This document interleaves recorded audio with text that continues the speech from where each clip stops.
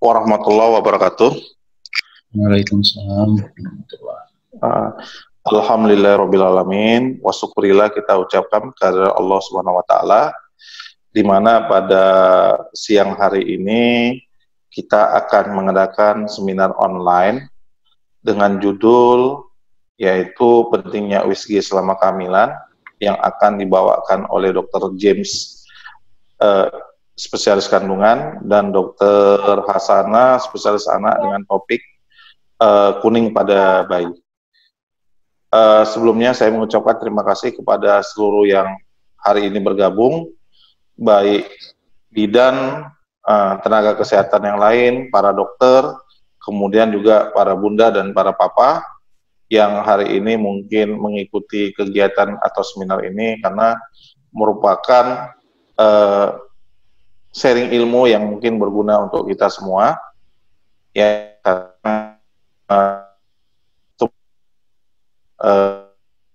selama pengalaman kita di lapangan, kuning pada bayi, dan kemudian pentingnya USG. Jadi pihak Rumah Sakit Cahaya saat ini berinisiatif untuk menghadirkan dua topik itu.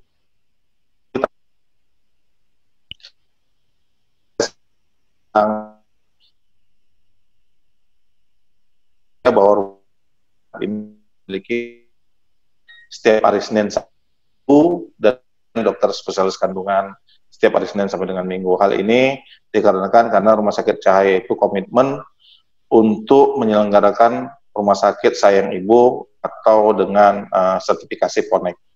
Untuk mempersingkat waktu, kita akan mulai saja topik yang pertama yang akan disampaikan oleh Dr. James, spesialis kandungan, dengan judul pentingnya USG pada kehamilan. Sebelumnya sedikit kami berikan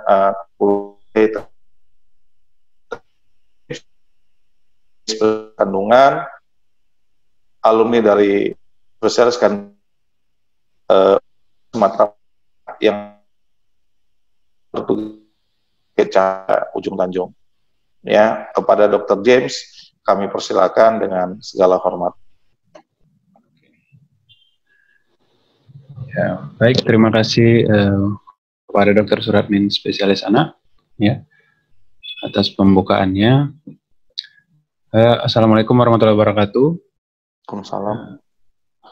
Selamat siang semuanya, ya, teman-teman sejawat, kemudian para ibu bidan dan pada ibu-ibu semuanya yang telah hadir di seminar ini.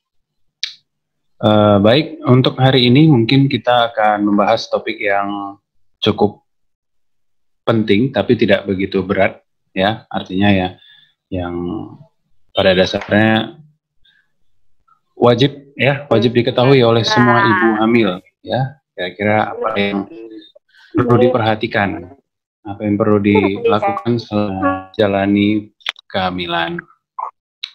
Oke. Ya.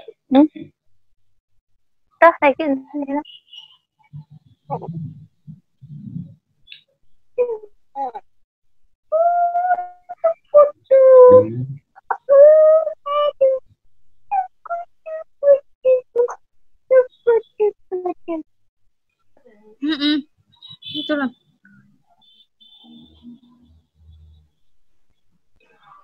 Oke, untuk screen-nya belum ya.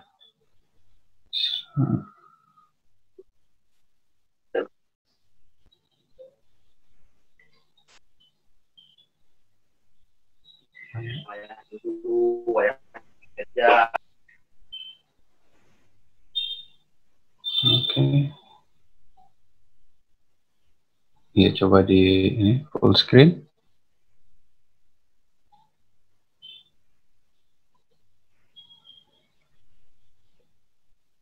Bisa di full screen? Bisa?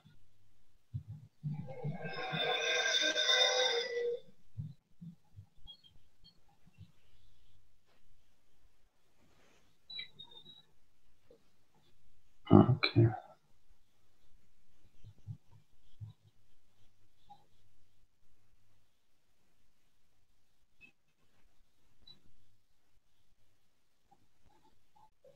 Oke, langsung aja kita mulai ya, mungkin ya. Baik, oke. Seperti yang saya jelaskan di awal tadi, untuk siang ini kita akan membahas mengenai peranan USG. Artinya, kenapa selama kehamilan itu wajib melakukan pemeriksaan, khususnya USG. Apakah sepenting itu pemeriksaan USG untuk ibu hamil atau hanya sebagai pemeriksaan pelengkap saja? Ya. Oke, slide berikutnya.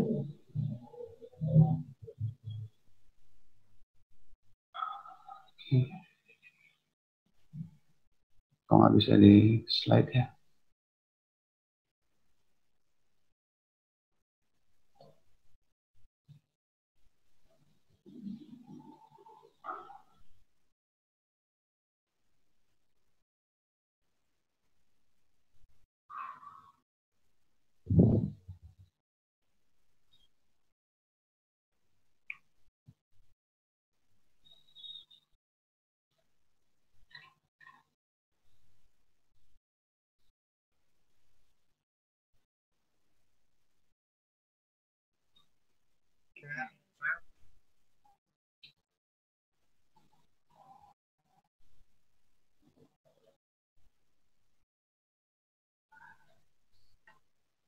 Ini slide-nya kok belum bisa di slide ya, belum bisa berganti.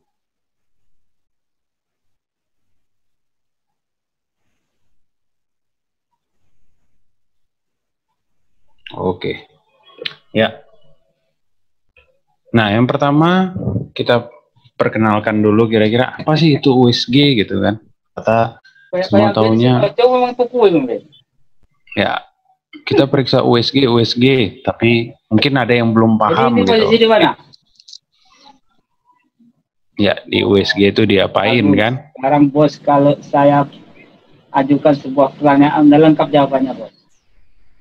Ya. Biasanya bos juga kan di rumah, jadi saya ini. Oke, jadi apa pertanyaan dasar kita untuk hari ini? Ya, yang pertama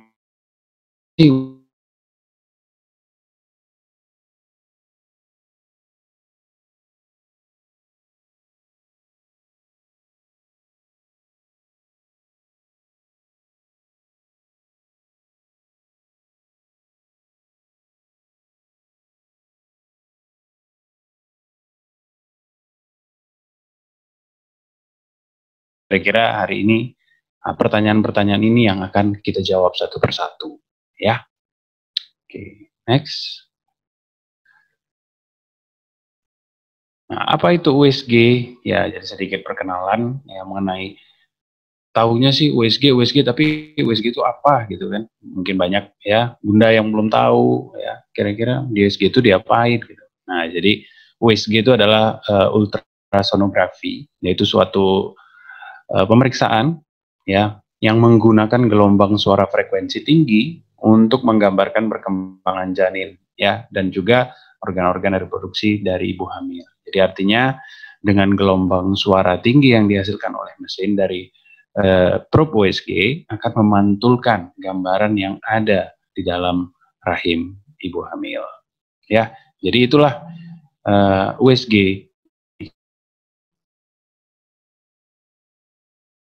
Nah, apa saja yang perlu kita kenali ya dari USG ini? Nah, kita tahu USG, tapi kenapa di masing-masing tempat itu berbeda-beda? Ya, untuk USG itu sendiri ada beberapa jenis ya. Kalau berdasarkan dari jenis probe pemeriksaannya ada dua jenis, yaitu USG yang dilakukan pemeriksaan dari vagina atau istilahnya adalah USG transvaginal, dan ada pemeriksaan yang dilakukan dari permukaan perut atau istilahnya adalah USG transabdominal. Mungkin ini yang paling sering dijumpainya baik di puskesmas ataupun di klinik dokter spesialis ya. Umumnya yang kita gunakan paling sering adalah USG transabdominal.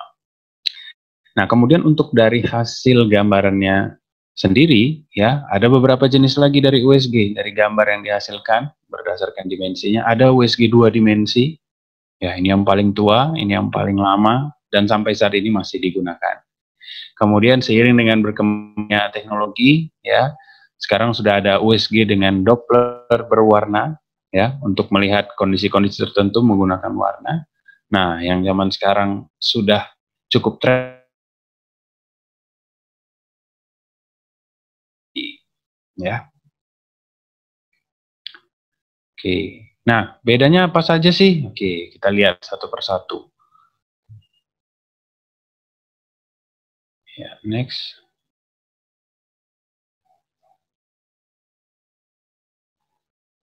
Ya, untuk USG transvaginal tadi sudah diperkenalkan ya sedikit. Nah, USG-nya kita masukkan probe USG melalui vagina. Nah, kapan sih perlunya kita melakukan pemeriksaan USG melalui vagina ini? Apa nggak bisa dari perut saja? Nah, biasanya memang kita cenderung lebih sering menggunakan USG transabdominal atau yang dari permukaan perut karena memang itu mungkin jauh lebih nyaman untuk pasien, ya. Jadi untuk ibu-ibu hamil mungkin lebih nyaman untuk dilakukan pemeriksaan dari perut. Nah, tapi ada kalanya kondisi-kondisi tertentu yang membuat kita harus memeriksakan USG-nya melalui vagina atau istilahnya USG transvaginal. Nah, contohnya seperti apa? Misalnya pada kehamilan-kehamilan yang masih muda, kehamilan awal, yang mungkin dari pemeriksaan USG transabdominal belum kelihatan, nah biasanya kita cenderung akan menggunakan USG transvaginal. Kenapa? Karena memang USG transvaginal ini berhubung jaraknya lebih dekat, maka gambar yang dihasilkan itu akan jauh lebih senang. Kondisi-kondisi yang seperti tadi kehamilan yang masih muda sekali, ya, di mana kantung hamil mungkin masih ukurannya kecil, kita mau menentukan apakah ini di dalam atau di luar rahim. Nah, memang yang pilihan terbaik adalah USG transvaginal karena tingkat akurasinya yang jauh lebih tinggi dibandingkan dengan USG transabdominal. Nah, apalagi beberapa kendala misalnya dengan USG transabdominal itu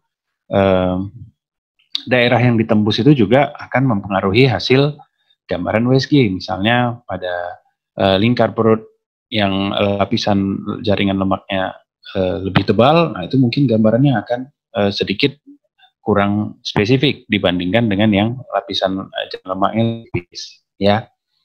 Itu sedikit perbedaan untuk transvaginal dan transabdominal, ya. Nah, kemudian untuk dari hasil gambaran proyeksi yang dihasilkan, ya, berikutnya.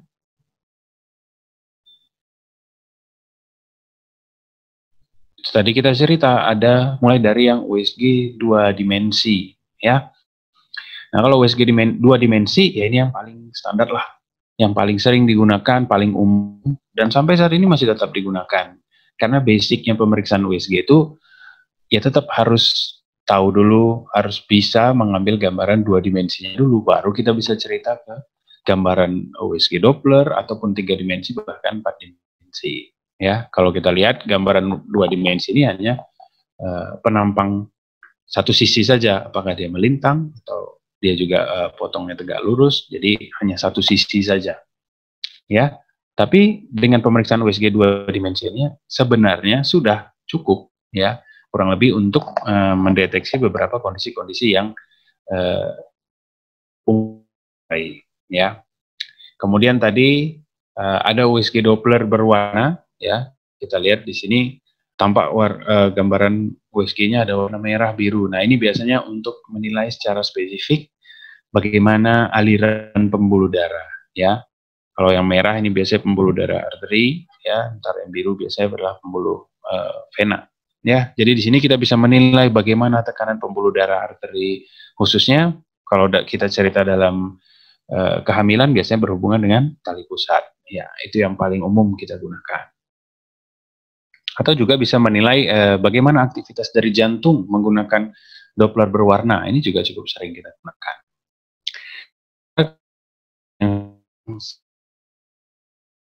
Ini kan apalagi ya, yaitu USG 3 dimensi dan 4 dimensi, ya.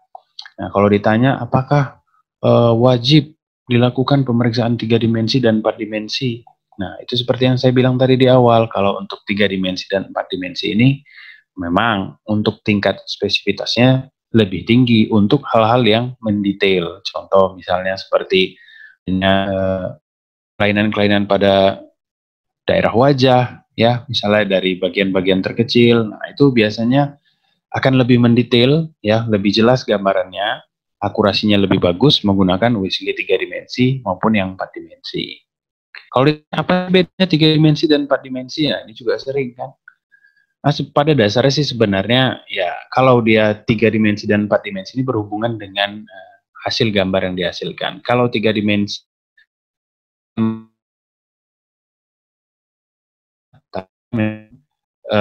tidak menyeluruh dibandingkan 4 dimensi, itu kan dia merekam gambar yang bergerak. Kalau USG 3 dimensi ini ibaratnya kita ngambil foto, ya, foto dari satu sisi, maka dia akan terlihatlah gambarnya seperti itu.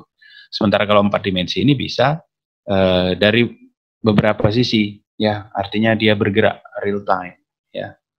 Itu aja sih bedanya. Kalau dari segi manfaatnya kurang lebih sih ya sama saja untuk 3 dimensi dan 4 dimensi, ya, untuk tingkat spesifitasnya sudah cukup tinggi, ya.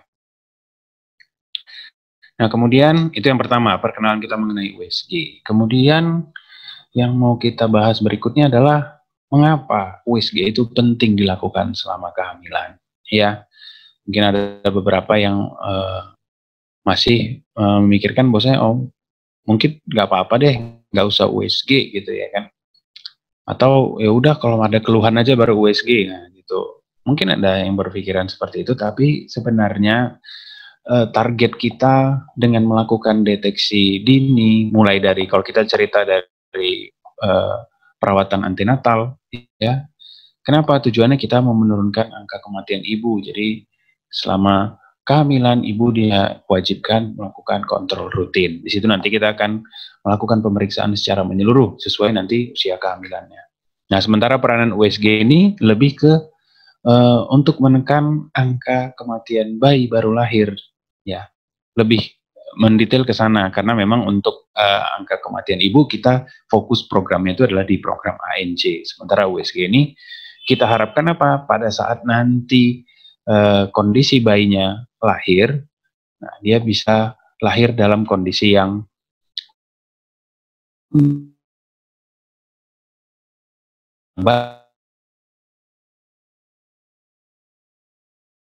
di tempat yang lebih. Tujuannya itu tadi, artinya untuk meningkatkan angka ketahanan hidup dari bayi baru lahir. Karena kita lihat memang sampai dari ya,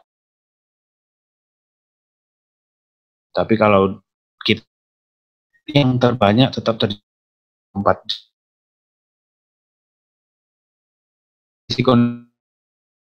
bisa kita periksa USG. Kenapa ya? Contohnya misalnya ada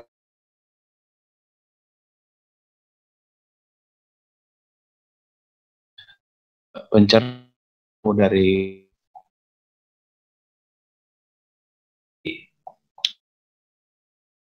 kemudian lakukan pemeriksaan USG. Apakah itu pertanyaan-pertanyaan yang kapan sih? Nah, kalau berdasarkan panduan yang kita gunakan sampai ini dari Perhimpunan Obstetrik Ginekologi Indonesia, jadi kita sudah menetapkan bahwasanya USG ini minimal dilakukan 3 kali selama kehamilan, ya. Karena kita juga membagi periode kehamilan itu sebanyak 3 trimester, trimester 1, 2, dan trimester 3. Jadi yang dianjurkan itu sekali dilakukan pemeriksaan kehamilan pada trimester pertama, yaitu pada usia kehamilan 8 sampai 12 minggu. Kemudian pada trimester kedua yaitu sekitar 18 sampai 22 minggu, dan terakhir di trimester ketiga yaitu di 28 sampai 30 usia kehamilan. Ya, jadi minimal 3 kali selama periode kehamilan. Oke.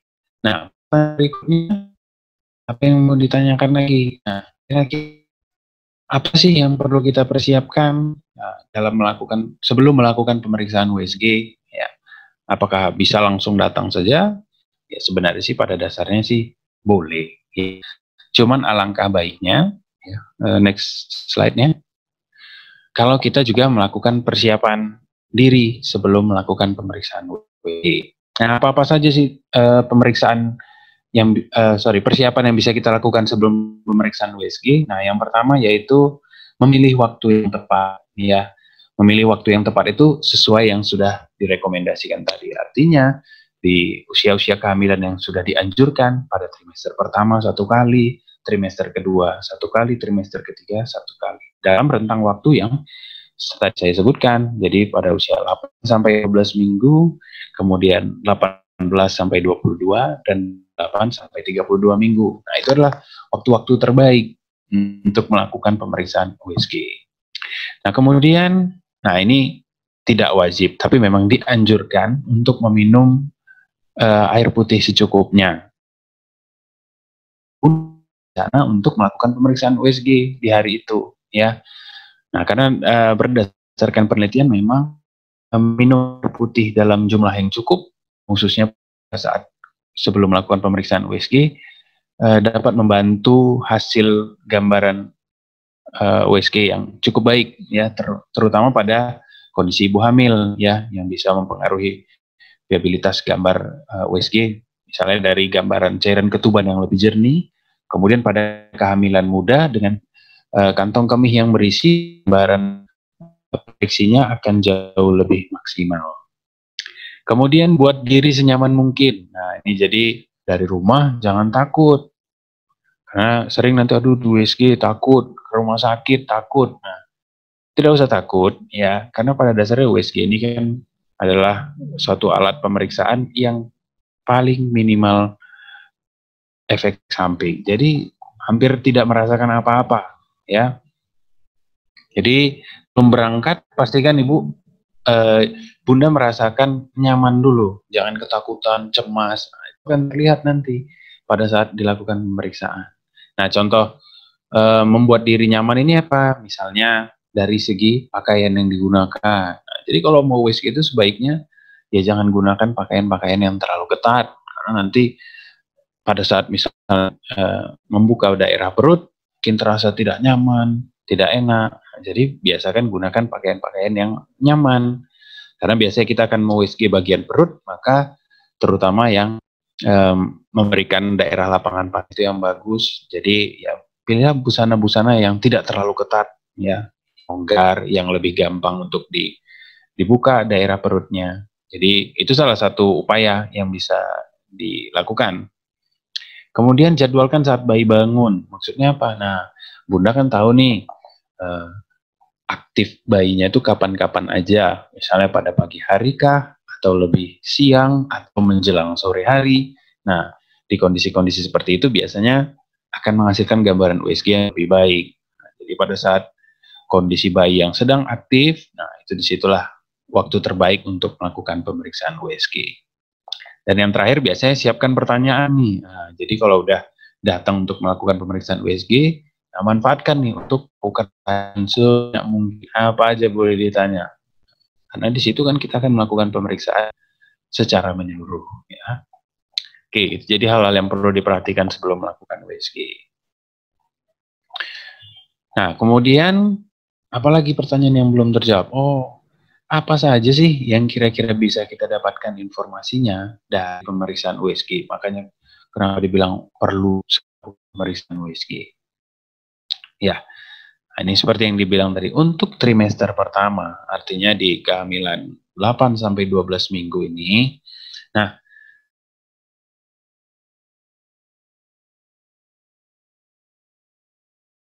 butuhkan USG untuk memastikan bahwasanya kehamilan ini berada di dalam rahim. Ini adalah kehamilan yang normal.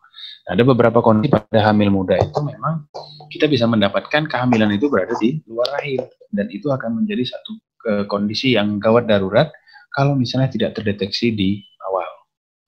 Kemudian menentukan umur kehamilan. Nah, ini juga sering nih buat bunda yang lupa haid terakhirnya, ya. Lupa dok haid terakhirnya, mungkin karena haidnya tidak teratur atau menggunakan KB sebelumnya, ya.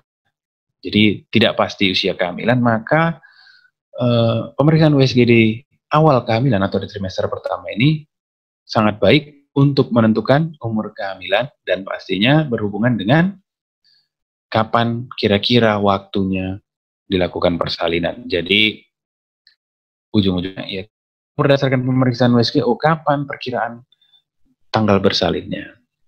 Kemudian di sini kita sudah bisa mendeteksi aktivitas dari jantung bayi. Nah, itu seperti kita bilang tadi di usia kehamilan 8 minggu ke atas, ini aktivitas jantung sudah bisa kita nilai dan bunyi jantung juga sudah bisa kita dengarkan ya dari pemeriksaan USG. Kemudian kita menilai juga apakah kehamilan ini tunggal, apakah bayinya 1, 2 atau bahkan lebih. Nah, ini di sini sebaiknya sudah kita lakukan deteksi. Jadi makanya kenapa di trimester awal ini penting. Nah, kemudian bisa dilihat lagi adalah mendeteksi kelainan perkembangan calon bayi. Nah, biasanya juga ada beberapa pemeriksaan yang bisa kita lakukan di awal ya, dan ini akan menentukan kira-kira perkembangan bayinya bagus atau tidak. Seperti contoh misalnya salah satu yang paling sering atau yang dibilang adalah hamil kosong ya, atau blighted ovum ya, atau non embryonal pregnancy ya. Itu ada tampak gambaran kehamilannya berkembang, kantong hamilnya membesar, tapi kok janinnya tidak berkembang. Nah, kondisi-kondisi ini juga sebaiknya ya sudah kita deteksi pada kehamilan trimester pertama. Nah, kemudian untuk trimester kedua, selain dari tambahan dari yang trimester pertama tadi, nah apalagi yang bisa kita periksa kalau di trimester kedua? Ya, nah kita di sini bisa menilai viabilitas janin, artinya perkembangannya gimana, kemudian bagaimana aktivitas jantungnya, denyut jantungnya normal atau tidak. Ya, next slide, tolong. Nah, kemudian menilai parameter pertumbuhan. Nah, di sini kita sudah bisa menilai ya bagaimana besar lingkar kepala, kemudian lingkar perut, dan dibandingkan nanti dengan panjang tulang paha. Nah, di situ nanti biasanya kita akan menyimpulkan satu kesimpulan, yaitu dengan mengeluarkan berat badan bayi. Nah, di situ nanti sudah bisa dinilai, berat bayinya berapa, sesuai nggak dengan usia kehamilannya. Nah, itu cukup penting ya. Kenapa? Karena di sini kita mau menilai apakah pertumbuhan janinnya selama di kandungan ini bagus atau tidak, cukup atau tidak, ya. Kemudian mendeteksi kelainan-kelainan janin. Nah, ini berhubungan dengan kelainan bawaan. Misalnya, mungkin ada infeksi selama hamil, bisa menyebabkan adanya kelainan pada struktur kepala, ya, atau dinding perut. Nah, ini sudah bisa dideteksi pada trimester kedua. Nah, kemudian menilai cairan ketuban, ya. Ini juga sering ditanya, ketubannya banyak atau tidak, cukup atau tidak, berlebih atau tidak, karena masing-masing dari volume cairan ketuban itu juga bisa menggambarkan ya kira-kira adanya masalah atau tidak pada kehamilan. Dan menilai struktur dan letak plasenta, ini juga penting ya, karena nantinya kita akan bisa memprediksi kira-kira apakah plasentanya di bawah menutup jalan lahir, otomatis ini akan bisa memberikan keluhan nantinya ya, seperti perdarahan pada kehamilan tua. Nah, ini juga kita bisa mengingatkan ya pada bunda bahwasanya ini kondisi hari-harinya atau plasentanya letaknya posisinya kurang bagus. Nah, ini bisa kita prediksi juga di mulai dari trimester kedua. Kemudian pada trimester ketiga, nah di sini selain tambahan dari trimester pertama dan kedua, nah di trimester ketiga ini yang bisa kita periksa Pak. Nah, ini yang paling sering ya, di trimester ketiga biasanya bunda baru datang nanya apa jenis kelamin kan gitu ya, belum ditanya sehat, bayinya gimana ya. Terima kasih, maaf terputus ya, sedikit lagi ya. Jadi untuk kita lanjutkan. Nah, untuk pemeriksaan semester ketiga tambahannya ini dia tadi saya bilang yang paling ditunggu-tunggu ya, yang paling sering ditanyakan adalah kira-kira apa sih jenis kelamin dari calon bayi. Ya, ini juga salah satu yang paling dinantikan oleh bunda dan ayah juga ya. Kemudian bisa juga mendeteksi kelainan janin ya, yang late onset khususnya yang munculnya di hamil tua ya, misalnya pada kelainan jantung atau pada kelainan sistem saraf ya. Ini juga bisa kita deteksi di trimester ketiga. Dan menentukan posisi janin juga. Menentukan posisi janin ini penting khususnya untuk proses persalinan nantinya. Apakah ini persalinan yang berisiko ataukah ini memang persalinan yang aman untuk dilakukan secara normal. Oke, ya terakhir untuk kesimpulan kita hari ini,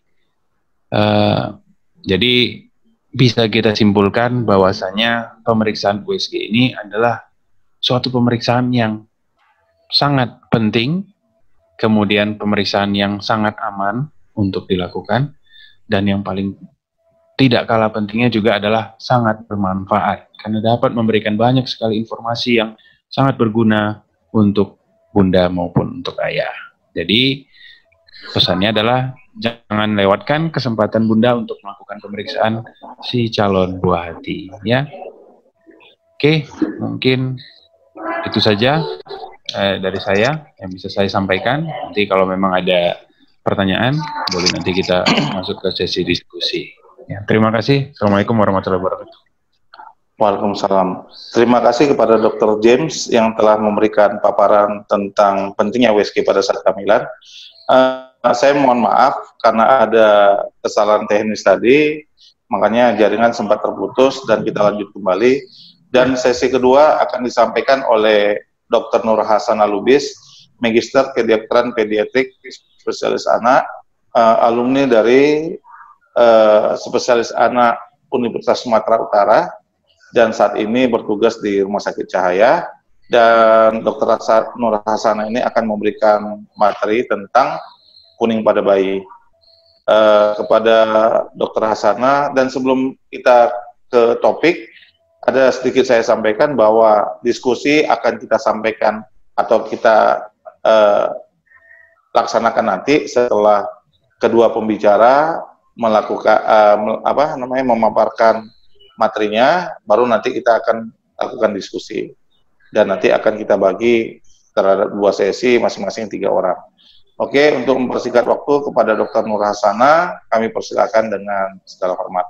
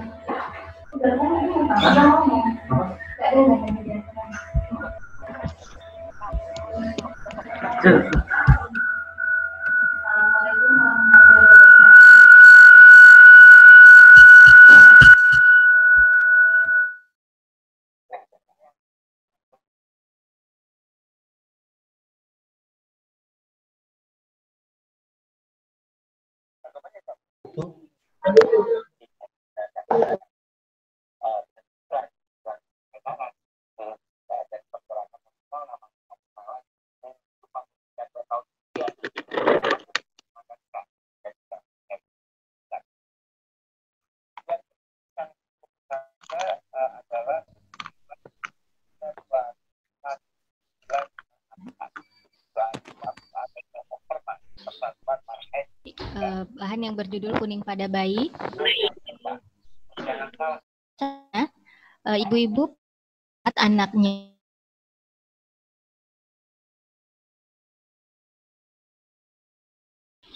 penyebab kuning pada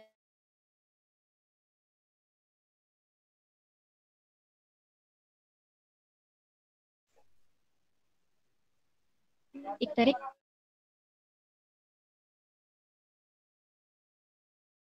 atau kelopak mata. Nah, kita dapat melihat kuning pada bayi mulai dari atas, dari wajah hingga ke kaki. Kuning pada bayi ini terbagi 2. Yang pertama ikterus fisiologis, yang kedua adalah ikterus non fisiologis. Ikterus fisiologis ini maksudnya kuning pada bayi yang fisiologis, yang aman, yang tidak ada masalah pada bayinya. Tetapi biasanya bayi mengalami kuning karena bayi kurang menyusui. Tandanya bagaimana? Jika seorang bayi mengalami kuning pada hari kedua sampai ketiga kelahiran. Kemudian tidak terbukti memiliki hubungan dengan ikterus non-fisiologis. Terus selanjutnya kita akan bahas mengenai ikterus non-fisiologis. Kemudian jika dilakukan pengecekan bilirubin akan terlihat bahwa kecepatan peningkatan bilirubinnya di bawah 5 mg per desiliter. Slide. Bagaimana cara pencegahannya?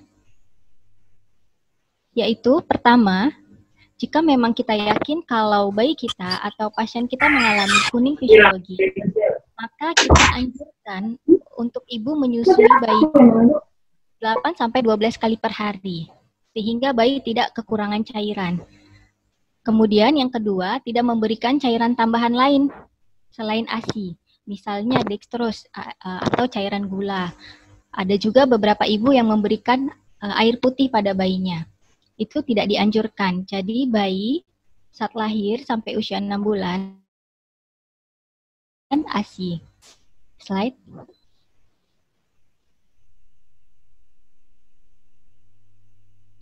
Ikterus non fisiologis inilah yang harus diperhatikan. Biasanya bayinya kuning muncul pada 24 jam pertama kehidupan.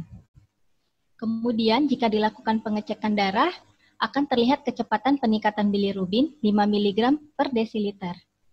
Biasanya kuning pada bayi yang non-fisiologis ini sering muncul pada bayi yang berat badan lahir di bawah 1000 gram. Kemudian dengan usia gestasi di bawah 36 minggu. Sehingga pada ibu hamil dibutuhkan pengecekan USG.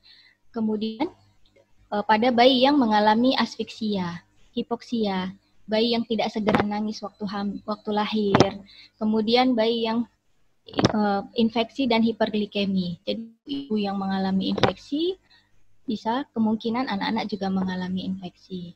Atau cara waktu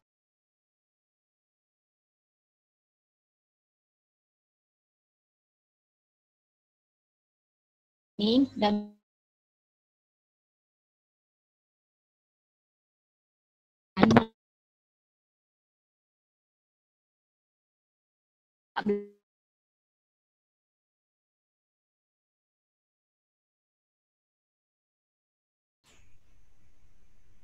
slide. Sebentar ya. Jadi apa gejalanya? Gejala klinis yang dapat kita lihat, bagaimana bayinya di rumah ketika kuning kita lihat tadi.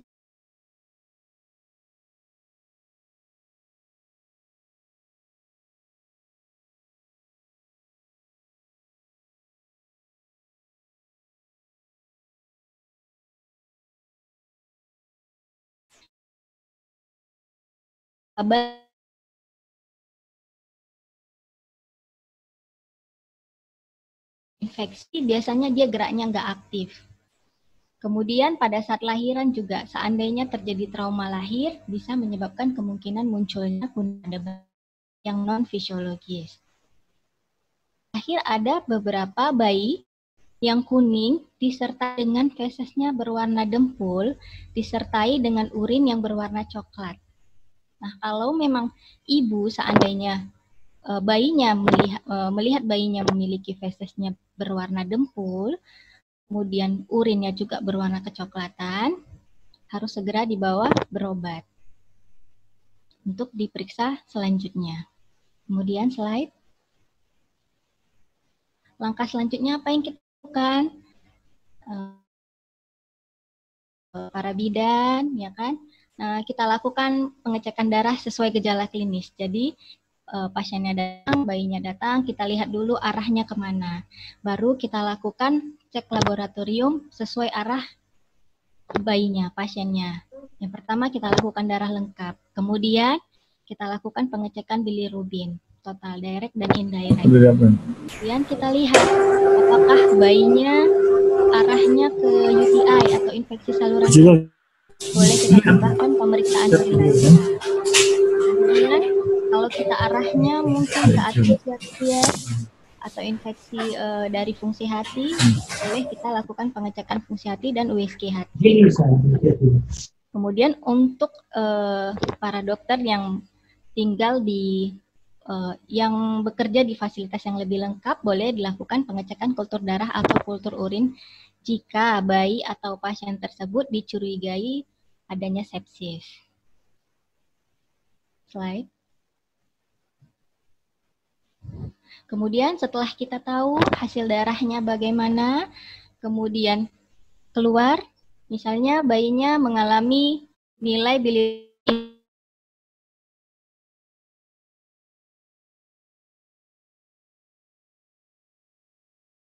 Seandainya bayinya arahnya ke atresia biliar, kita konsul.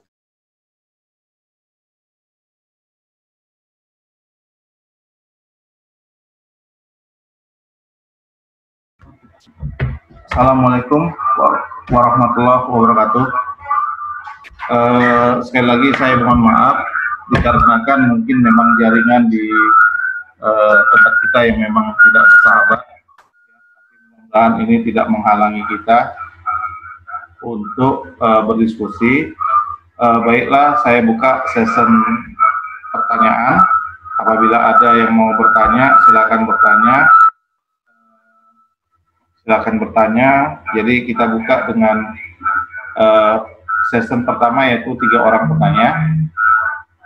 Ya, oke, silakan.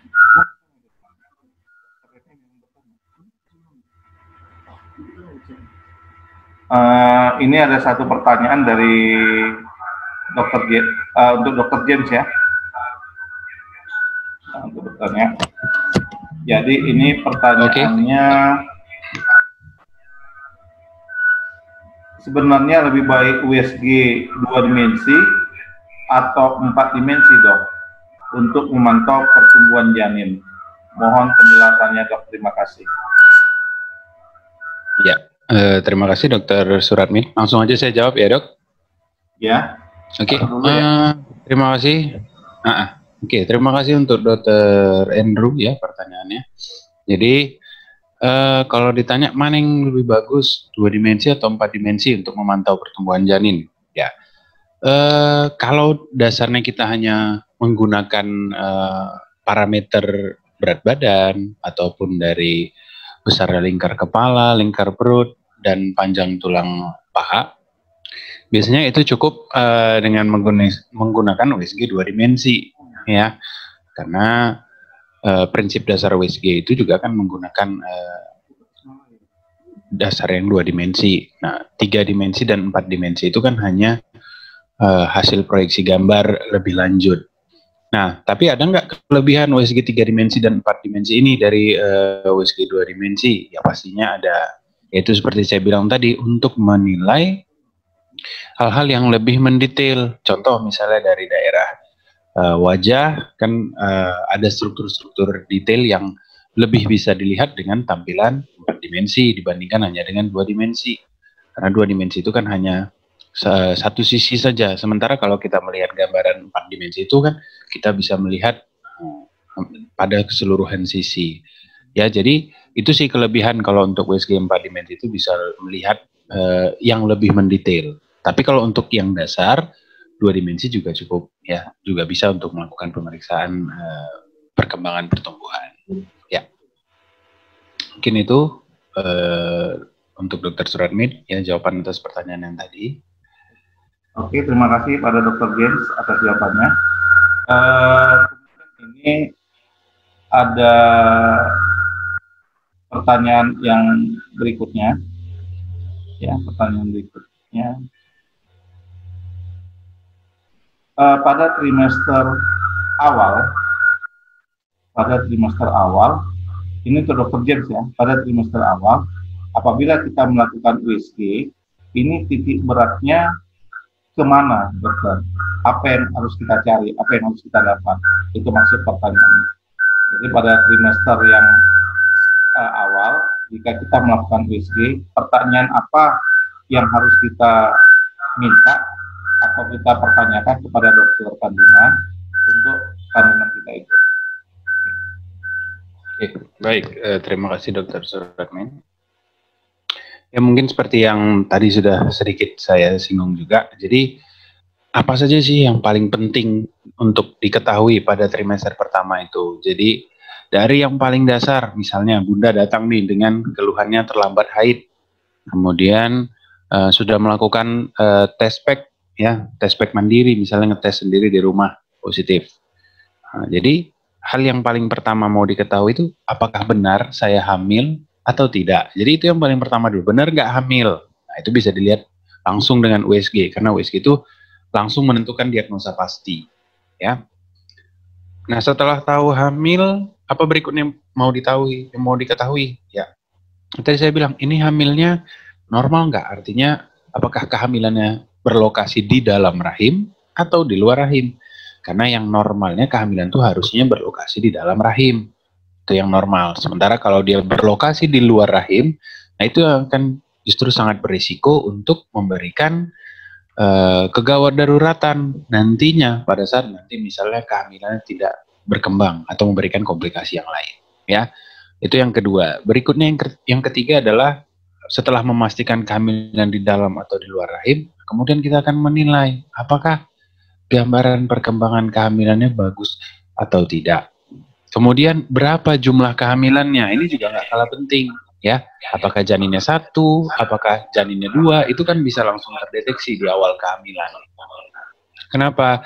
Ya otomatis untuk kehamilan yang lebih dari 1, artinya misalnya kehamilan ganda atau kembar, otomatis akan memerlukan perawatan atau penanganan antenatal yang jauh lebih intensif. Artinya mungkin tidak akan sama perlakuannya pada ibu hamil yang bayinya 1 dengan ibu yang hamil kembar, dia sudah punya faktor risiko misalnya untuk komplikasi yang lain, maka kita anjurkan untuk lebih rutin kontrol, ya. Jadi setelah tahu hamil atau tidak, lihat lokasinya di mana, kemudian penting juga untuk mengetahui berapa jumlah janinnya.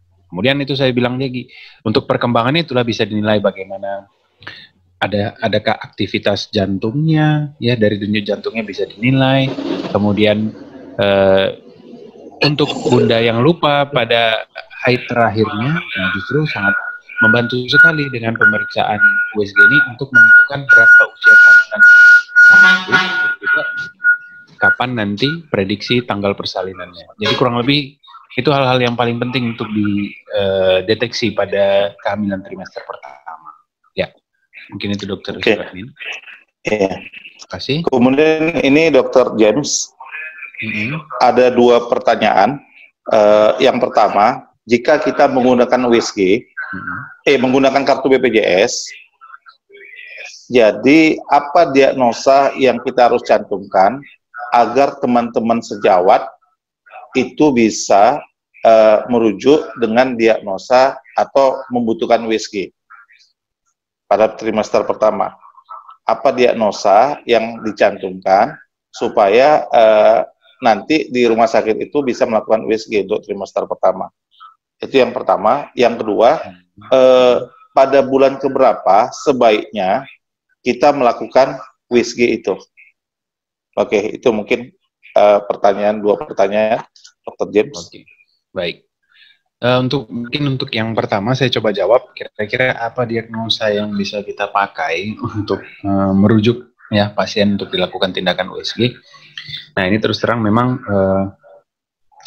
terkendala memang kalau pada BPJS mungkin pada kehamilan yang tidak mengalami masalah, maka mungkin tidak serta-merta bisa memberikan rujukan langsung ke rumah sakit ya untuk dilakukan USG.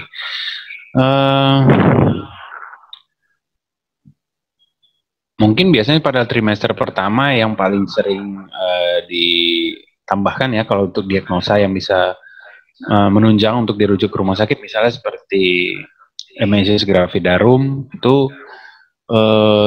itu juga bisa membantu menambahkan diagnosa yang kira-kira bisa mengarahkan untuk rujukan ke rumah sakit. Walaupun sebenarnya Emesis gravidarum itu adalah satu kondisi yang fisiologis ya, tapi saya rasa itu bisa membantu teman-teman sejawat sekalian membuat rujukan kepada ibu hamil yang ingin melakukan pemeriksaan USG di trimester pertama. Ya, itu yang pertanyaan pertama. Mungkin nanti kalau ada yang kurang nanti bisa ditambahkan.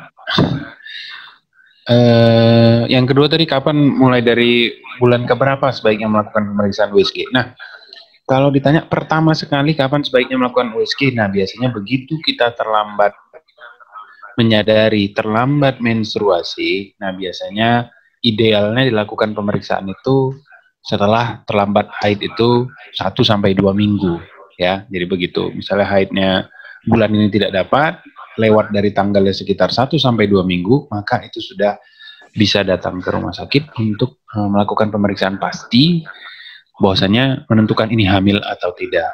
Itu tadi yang saya bilang. Jadi mulai dari 2 minggu setelah telat menstruasi, nah itu sudah bisa datang ke rumah sakit untuk melakukan pemeriksaan USG di trimester pertama. Ya, ya mungkin itu Dokter Suradmin. Terima kasih. Oke. Kemudian ini ada pertanyaan untuk Dokter Hasanah, ya, tentang bayi, Dokter. Jadi bagaimana kita menentukan bayi itu menderita kuning normal atau kuning fungsional atau kuning tidak normal atau kuning patologis? Karena kita sering ketemu padahal nanti dia nggak ada masalah gitu, tapi di hari ketiga atau di hari kelima kuning, nanti di hari ke-10 kuning, nanti di hari pertama kuning. Jadi bagaimana kita membedakan apakah dia kuningnya itu kuning memang sakit atau kuning normal, fisiologis atau patologis? Mungkin ini pertanyaannya.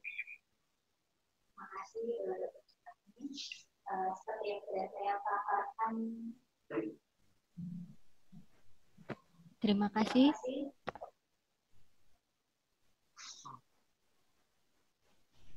Terima kasih kepada Dr. Suradmin. Seperti yang sudah saya paparkan tadi, jika bayi mengalami kuning fisiologis atau kuning sehat, itu bayinya muncul kuning pertama pada hari kedua atau ketiga setelah lahir. Sementara jika bayinya kuning pada hari ke 24 jam pertama, hari pertama kehidupan, itu biasanya bayinya arahnya ke kuning yang tidak normal. Misalnya ada infeksi atau yang lainnya. Kemudian, kalau bayi kuning sehat atau kuning normal, dia tidak ada gejala yang lain. Misalnya bayinya geraknya tetap aktif, minum ASI-nya kuat, kemudian BAB-nya juga normal, warnanya kekuningan, tidak seperti dempul, kemudian buang air kecilnya juga warnanya normal, tidak kuning kecoklatan. Kemudian dari pemeriksaan kita bisa lihat perutnya juga, kalau kuning tapi sehat, hanya perutnya tidak ada masalah. Jadi hanya kuning saja yang kita nampak dari beliau. Kemudian biasanya kita lihat lagi apakah memang benar minumnya kurang, ASI ibunya mungkin sedikit, atau bayinya tidak kuat menyusui. Sementara kalau bayi kuning yang sakit, dia kuning, kemudian dia bergerak dengan aktif dan ada gejala yang lain seperti muntah atau demam.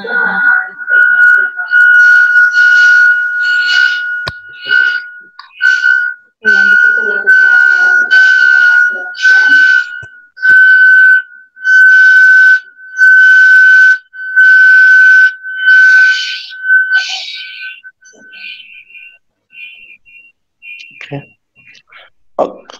Kemudian dokter, ini untuk Dokter James, ada satu pertanyaan lagi dokter. Pada masa pandemi COVID-19 ini, apakah aman melakukan USG atau harus ditunda? Ya, terima kasih Dr. Suradmin. Ya, pertanyaannya bagus sekali ya, karena memang ini berhubungan dengan kondisi bahwasannya sekarang lagi di era pandemi COVID-19, apakah perlu melakukan pemeriksaan USG atau tidak? Ya, jawabannya ya tetap perlu. Nah, tetapi memang ada beberapa kondisi yang harus diperhatikan. Kalau memang tidak mendesak, tidak menjadi suatu urgensi atau darurat, maka boleh ditunda pemeriksaan USG. Nah, tapi kondisi-kondisi apa saja yang mewajibkan kita datang untuk melakukan pemeriksaan USG?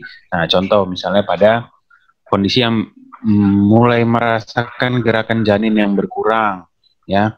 Kemudian kondisi merasakan adanya perdarahan dari jalan lahir, ya, baik di trimester berapapun kehamilan. Kalau sudah ada perdarahan, maka itu sudah menjadi salah satu indikasi untuk dilakukan USG, artinya tanpa kompromi walaupun dalam kondisi COVID-19.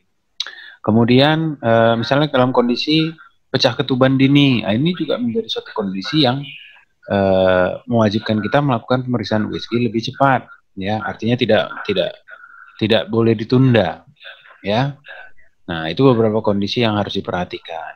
Nah, selain dari itu, apakah boleh menunda pemeriksaan USG? Sebaiknya memang boleh, ya. Tapi kalau memang pun harus melakukan pemeriksaan USG, datang ke rumah sakit, maka tetap harus memperhatikan protokol kesehatan. Jadi tetap menggunakan masker, ya, mencuci tangan, menjaga jarak dengan pasien-pasien lain yang ada di rumah sakit. Artinya tetap harus melakukan pemeriksaan USG yang aman juga untuk si ibunya. Ya, terima kasih Dr. Suratmin.